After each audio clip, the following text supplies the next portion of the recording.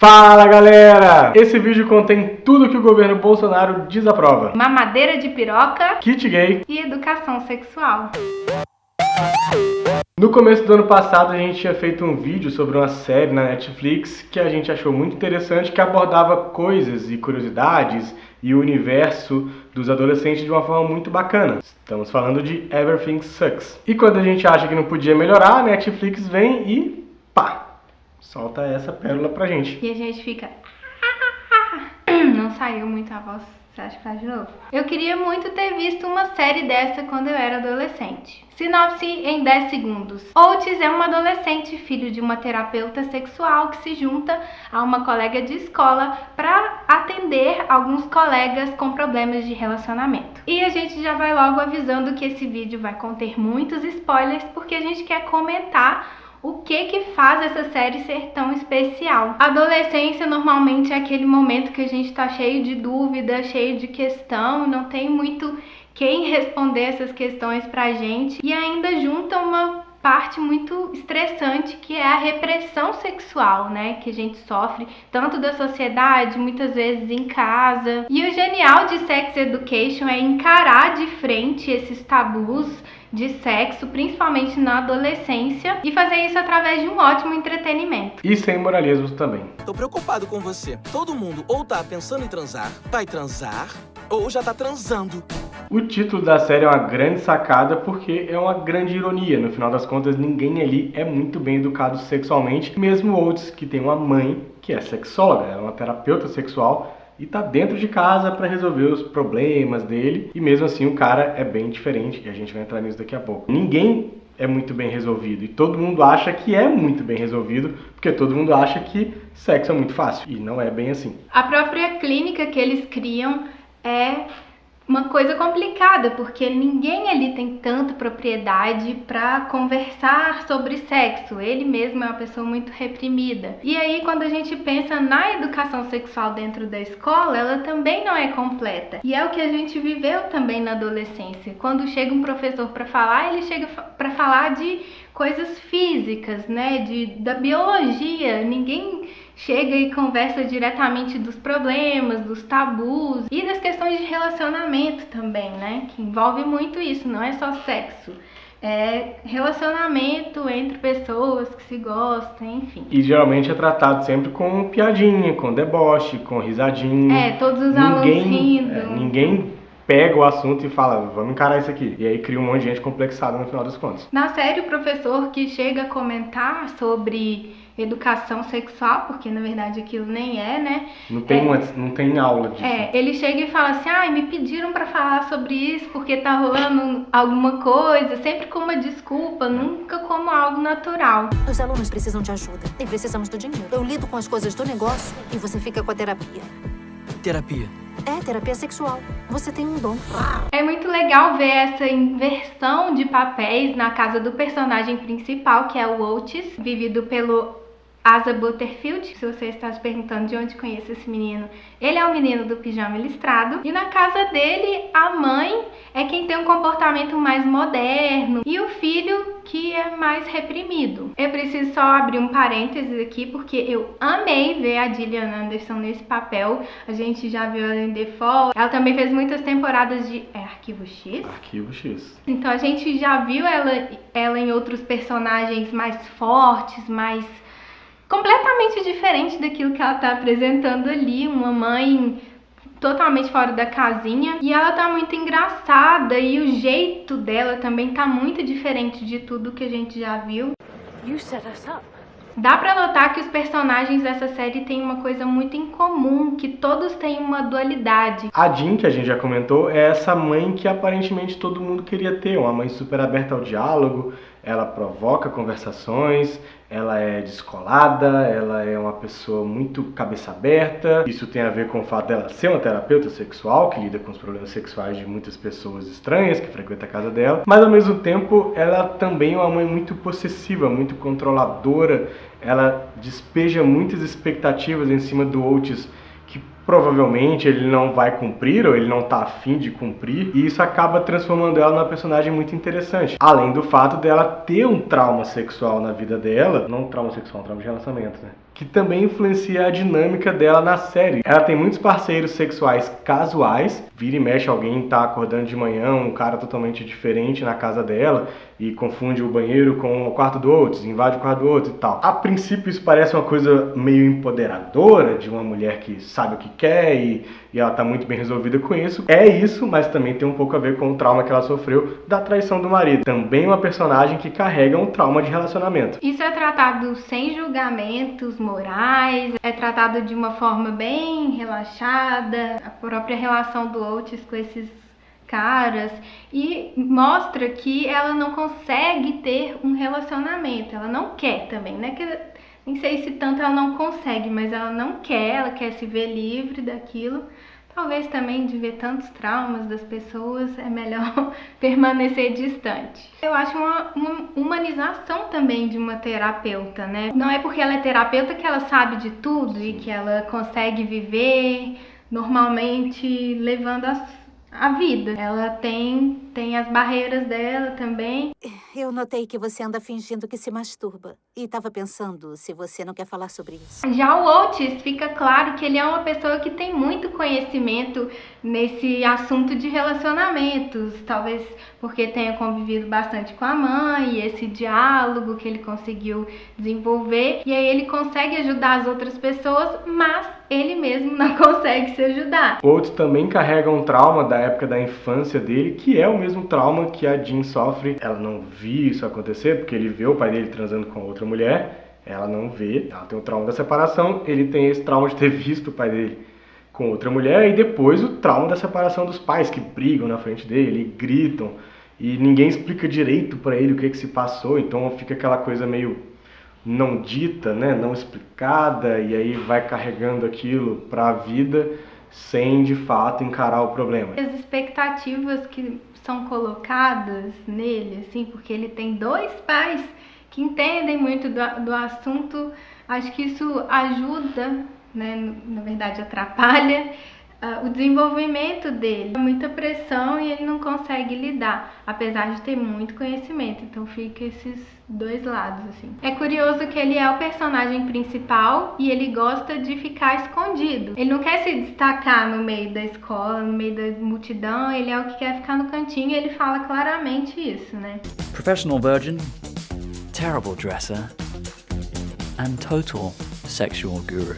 Até que ele encontra a Maeve, que é uma personagem que se destaca muito. Ela é uma garota, falando da perspectiva de uma garota também, que a gente quer ser e a gente não quer ser. Ao mesmo tempo que ela é super livre, inteligente, bonita. Por outro lado, ela sofre com muitos boatos na escola e ela é meio rejeitada, assim. E tem uma vida muito difícil, né? Ela se sustenta sozinha, não tem família. Eu acho muito interessante o episódio que ela quer descobrir quem que está espalhando a foto íntima de uma menina da escola, principalmente por causa da resolução do fato, que ela explica por que ela quer tanto resolver esse caso, que a vida dela é um inferno, porque as pessoas criaram um boato que espalham, até hoje ela tem esse apelido por causa disso, então ela entende muito bem a situação dessa menina. E eu acho muito massa também aquela cena de todo mundo levantando e falando, é minha vagina, é minha vagina. Acho incrível tanto pela amizade que teve ali e pela conscientização de que é muito problemático você espalhar fotos íntimas das pessoas, e também porque acho muito engraçado todo mundo levantando e falando é minha vagina, inclusive um homem. It's my vagina. Please, would you all just sit down? It is required that... Isso dessas meninas, quando elas começam a se levantar e falar sobre vazamentos de fotos íntimas, tem a questão do não é não. São coisas sutis, são lições de comportamento sutis, que são extremamente importantes, são extremamente claras, e isso é muito importante. Tem um momento que o Otis diz para um cara claramente, fala, bicho, não é não. Se ela já disse que não quer, é porque ela não quer. Ela não tá querendo dizer que ela quer pra você Não tá fazendo ceninha. Essa coisa meio romantizada que a gente vê, e isso teve em vários e vários filmes e séries teen. Essa coisa romântica de o cara achar que a menina não quer, mas na verdade ela quer sim, tipo, o famoso cu doce. Inclusive, 10 coisas que eu dei em você é sobre isso. É cheio disso. Tem vários desses momentos que são meio militantes, assim, tipo uma afirmação forte de algumas bandeiras, que são introduzidos de uma forma muito orgânica na narrativa, então fica muito interessante, potencializa a mensagem. Isso conversa muito também com a parte que o Jackson canta pra ela e tal. Ela fala pro Otis, eu não gosto desse tipo de coisa, mas quando ele faz, ela aceita. Não é uma coisa de que ele faz pra envergonhar, igual os outros filmes adolescentes costumavam fazer. Hoje em dia eu acho que nem tá tanto nessa onda mais. A Maeve protagoniza um dos episódios mais emocionantes, mais sensacionais, é muito bonito. Além de ser bonito esteticamente, ele é muito bem filmado, a fotografia tá bacana. Ele é muito emocionante, o roteiro ali tá muito afiadinho também. Aliás, é uma característica marcante dessa série, né? O roteiro não é nem um pouco bobo, assim, muito pelo contrário. São diálogos muito bem construídos. Tem umas referências, assim, super legais, tanto de trilha sonora, tem outros filmes, tem livros que eles citam o tempo todo. E aí, nesse episódio, a Maeve vai abortar. E é um episódio muito pesado. Muito. E é feito de uma forma muito sensível e muito às claras também, sem ficar com julgamentinhos. As pessoas que estão julgando neste episódio, eles colocam quase uma caricatura das pessoas da igreja que ficam na porta da clínica. Parece que rola muito em países que tem clínica de aborto, fica gente lá te xingando enquanto você tá entrando. Eles ficam, Jesus vai te não sei o que lá, você vai arder no inferno e você tá fazendo isso, é um absurdo porque Deus, para aquela coisa. É um jeito meio caricatural que eu achei muito interessante, porque a clínica é legalizada. E aí é uma questão que não diz respeito à fé de ninguém, diz respeito apenas a uma pessoa, a cidadã. E aí eles dão uma zoada na personagem da menina quando o Otis chega e encontra... A menina fervorosa. A menina consagrada. Ela fala que não é inexperiente sexualmente, ela já fez de tudo menos penetração vaginal. Isso é uma zoada muito forte com pessoas que são bastante fanáticas e que falam, não pode isso, mas eu dou um jeitinho aqui pra chegar no que eu quero. Você já citou que é uma clínica legalizada, uma clínica, como que fala isso? Dentro dos conformes. E é muito louco pensar quanto é traumático para as mulheres estarem ali, é uma coisa bastante pesada, uma decisão forte, e isso levando em conta que é tudo certinho, tudo conforme a lei, não é nada clandestino. Imagina a situação de se passar por um aborto clandestino. E aí tem a Sarah, que é uma personagem de uma mulher que já é adulta e já tem filhos. 3. Que aparece junto com a Maeve. E eu achei sensacional terem colocado isso, porque mostra que não é apenas irresponsabilidade da mulher. De adolescente também, né? Não é só o ponto de vista de uma adolescente. Eu fiquei pensando muito na personagem da Sarah, porque as pessoas julgam mesmo, falam, tem camisinha, tem pila, não sei o que lá. E aí você vê uma mulher que já tem 3 filhos e aparentemente tinha um marido, ou pelo menos ela sabe quem é o pai dos filhos, e tá lá, tipo, abortando, e não era a primeira vez também. E aí você fica pensando, o que essa mulher passa porque ela não usa métodos contraceptivos, né? E que é a realidade de várias mulheres, inclusive. Tem 2 coisas muito interessantes sobre ela. Uma fala dela pra Maeve, que é: eu me arrependo mais dos filhos que eu tive do que de ter abortado. É muito chocante essa fala, assim. É chocante mesmo. E da solidão da mulher também nesse momento. As duas estão lá sozinhas, né? A Maeve é buscada pelo Otis, mas que ele nem sabia o que estava acontecendo. A Sarah é buscada por uma filha, mas naquele momento elas estavam sozinhas e elas tinham elas ali, né, só para dar um suporte. É muito solitário, é uma decisão que diz respeito à vida delas para sempre e tomada sozinha. Então é um momento muito forte, muito solitário e é foda. Tem muita ideia errada também sobre aborto, muita ideia pré-concebida, e a gente olha para as pesquisas e vê que são mulheres comuns, são mulheres que muitas vezes estão ao nosso lado, mulheres que a gente conhece. Tem a Pesquisa Nacional do Aborto, vou usar dados do Brasil, que mostra que 1 a cada 5 mulheres de 40 anos já fizeram um aborto. A maioria fez quando tinha entre 20 e 24 anos. E um dado que é bastante chocante, 56% são católicas, 25% são evangélicas. É uma discussão que pode se alongar muito, né? Mas o que eu achei muito, mas muito interessante de falar desse jeito, de falar de uma maneira bastante crua, sem julgamento, muito massa. Take that away from you. Daí temos o personagem do Jackson, que é um esportista, aluno modelo, líder dos estudantes da escola de Moordale e que tem um relacionamento com a Maeve. Ele é um namoradinho da Maeve. O Jackson parece um cara perfeitinho, ele é nadador, ele é malhadão, come bem, se alimenta direito, estuda pra caramba, tem boas notas. Tem a família exemplar. A família exemplar. Aliás, a família dele é uma coisa muito interessante, porque as mães dele são lésbicas. Acho que já deve perceber quando eu falei as mães dele. Isso é também tratado de uma forma super natural, super tranquila, não tem nada, não é um evento na série. E aí a gente acha que, pô, que massa, que família nota 10, né? As mães super compreensivas. Enfim. Se bem que tem uma lá que cobra muito. Mas até então ela faz Cooper com ele, e incentiva o menino, você é atleta, vamos lá e tal. E na verdade ele é um cara extremamente complexado também. Ele sofre de muita ansiedade, desde criança ele relata que ele toma medicamentos, então aquilo que ele parece ser perfeito para todo mundo, ele é uma pessoa normal que tem as suas aflições. Eu acho interessante porque não se mostra tanto esse lado do esporte, né? Principalmente em obras de entretenimento. Não mostra o sofrimento que ele tem por trás e toda a cobrança que ele tem.